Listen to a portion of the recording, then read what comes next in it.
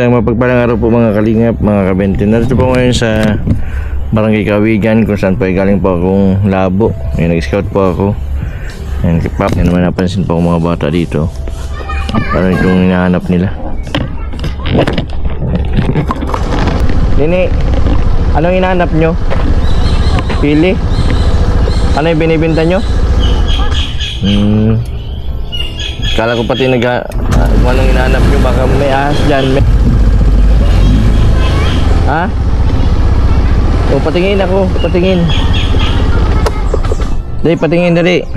Magkano ang ganyan?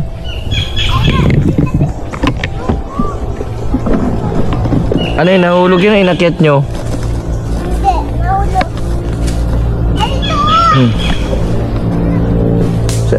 Saan ang bahay nyo, ni? Ba't naghahanap kayo ng pili? Ito ang bahay namin eh. Saan? Saan? Sa malayo.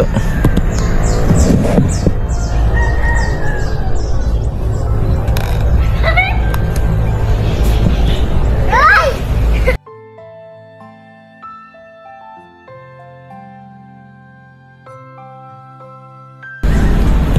Patingin ako, dali. Bibilin ko.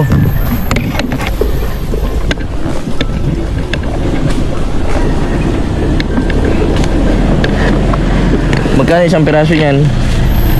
Eh, wala man ano? Wala man. May laman ito? Ha? Magkano ang ganyan? 20. Hindi na yung dami dito, may pala ko.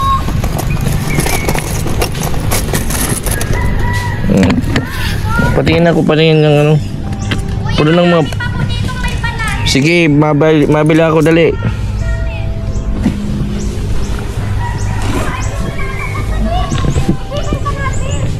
Bibinta daw.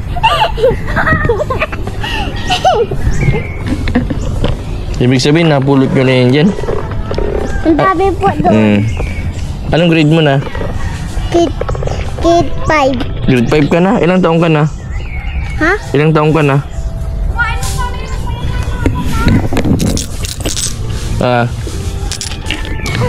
Nini, anong grade na nito ni bata? Kapatid mo ito? Pitchan po. Diba?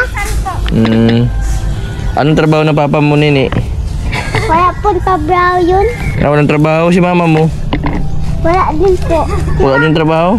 Saan ang bahay nyo, Ni? Doon po oh. Maano po po dyan o papasok po doon. Kape po. Ano, malapit lang po. Magkapit bahay kayo? Oo. Ay, oo po. Dito, kapatid mo ito? Hindi po, pensan ko lang din po. Ang pangalan mo to eh? Rainier Edora. Ha? Rainier Edora. O, patingin dito dali, patingin. Dali. Ay, ito. Ay, rami oh. Tutoy, anong pangalan mo? Rainier Edora. Rainier? Maubos nyo yung kainin? Diba?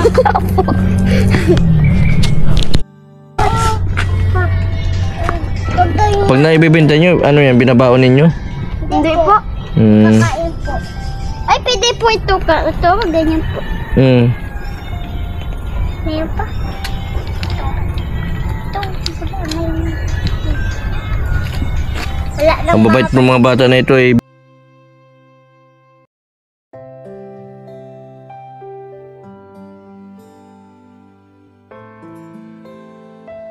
Lagay na daw. Dito ito.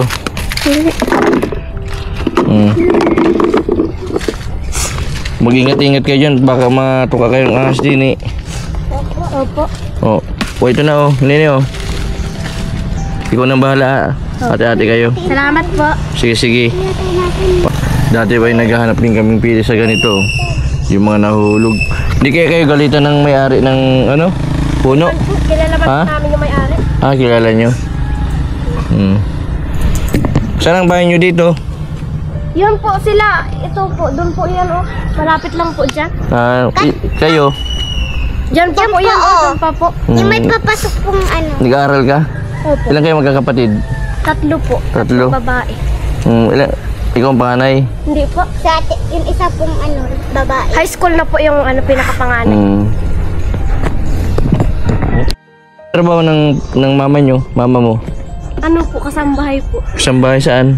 Doon po sa Dait, doon po sa Magang. Ilan kayo magkakapatid? 3 po. Ikaw pang ilan ka? Pangatlo po. Pangatlo. Lahat kayo nag-aaral? Opo. Saan nag-aaral? Diyan po sa San Isidro Elementary. Pangatlo ka, di bunso ka. Opo. Parehas kayo babae. Opo. Saan ang bahay nyo dito? Lalaki po. Nini. Diyan lang po, basta po may ano po dyan, no?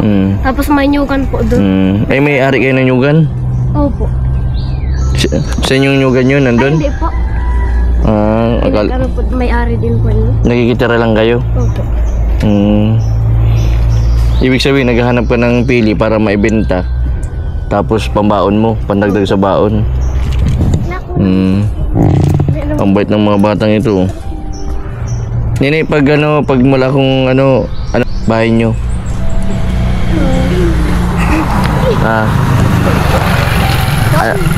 Anong pangalan mo nga?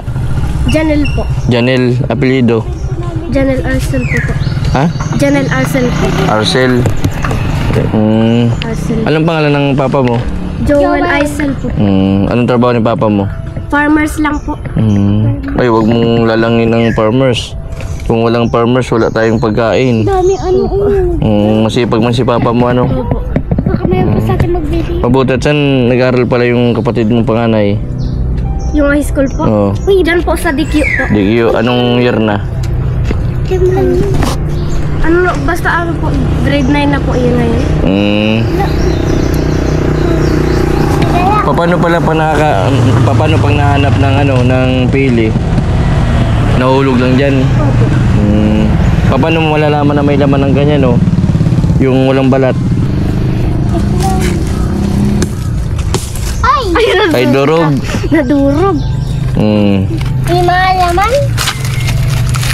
Mag-ingat-ingat kayo dyan at baka may ahas.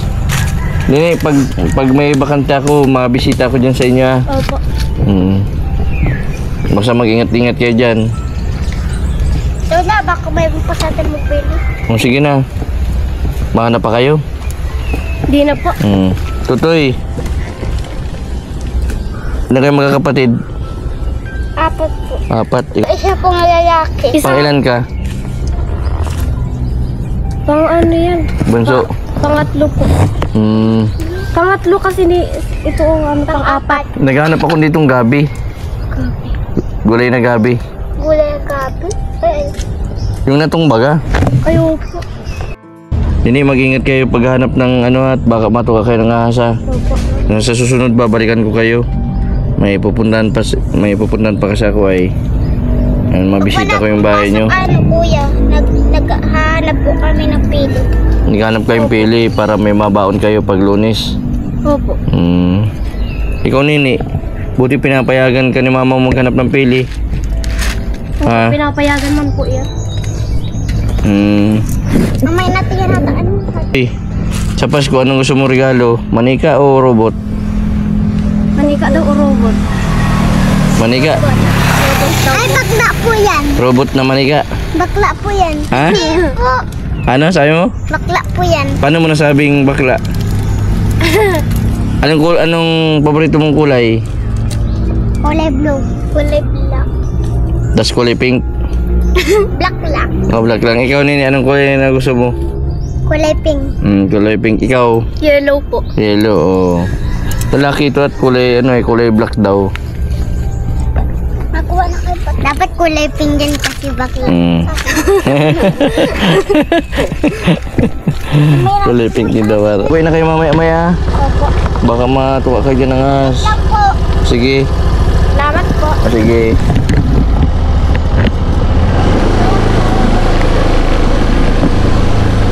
Ano mga kalingap, mga kabente? Naghanap ko ng pili para lang may pandagdag doon sa pambaon. Nakakawa ni mga ganito. Pero nakakabilib kasi kisa po na maglaro. Kisa po maglaro, mag-ano ng gadget. Nandito po sila sa labas. Naghanap ng pili para daw maibenta. Yan, nakakatuwa yung mga bata. So na dapat ay naglalaro lang, pero naisipan po nila na humanap ng paraan para magkapera. Ayan, nakakatuwa. Ganyan din ako nung dati. Bata pa lang ako, naghahanap na ako nyug sa mga ganitong lugar para maibenta. Ayan.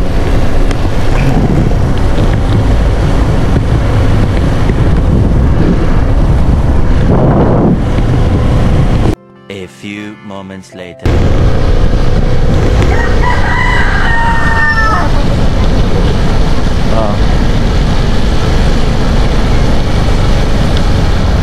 Ate, gusto mong tinapay? Ito. Anong pangalan mo? Yan, kasama ko po si Rubilin. Nabigyan ng tinapay. Tinapay oh. Ha? Anong gusto mo? Saan ka ate nakatira? Di, mabait mo siya ate. Dati nakikita ko ito sa may Mercury.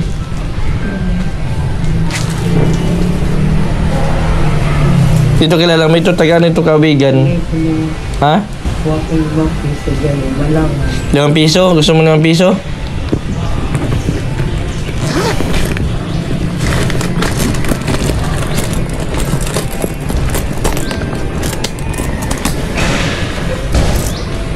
Ito, magkano ito? Oh. 5 piso lang? Ayaw ng Rubilin, ayaw ng 20. So ito.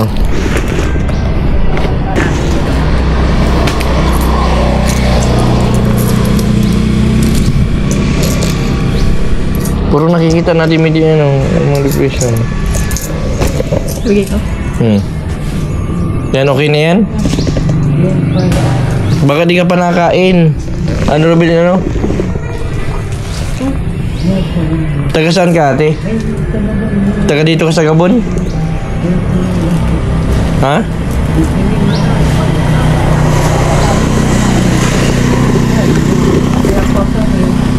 Ha? Oh, ito pa oh. Oh, ito pa oh. Oh, ayaw mo? 5 piso lang? Ito 50. 50 gusto mo?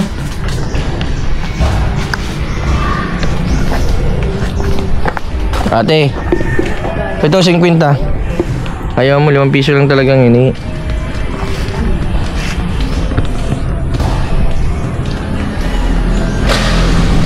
Ano talaga siya, mailap ang mga bagong Oo, man. Puro bakit daw ganyan halos ang nakakasalubong natin,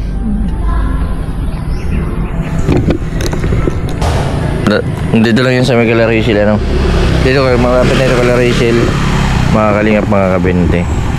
And natandaan na natin hanggang sa makuha natin ang luba, Meron na akong isa sa may bagong silang, yung nabablog ko nung nakaraan, tapos ito ng isa, si nanay. Di ba sa diet niya na Sa diet niya nagantambay. Kalingap, mga kabente, hindi po namin hindi tinanggap Rubilin yung binigay natin tinapay, Ayaw ng tinapay, ang gusto ay 5 piso. Yan, binibigyan ko din kanina ng 100, ayaw. Bibigyan ko sana ng 50, ayaw din. 5 piso lang talagang gusto niya, Siguro na-depressado 1 piso, Mahirap po yung may mga ganitong, may depression na ganito. Mahirap pa amuin. Hindi din po namin alam kung paano namin yan tutulungan, kasi kami po ay kung ano po lang po yung mabibigay namin, kung ano po yung kaya po namin magawa, yun lang po yung po namin, kasi una-una wala man pong ibang tutulong dyan kung hindi yung mga nasa paligid.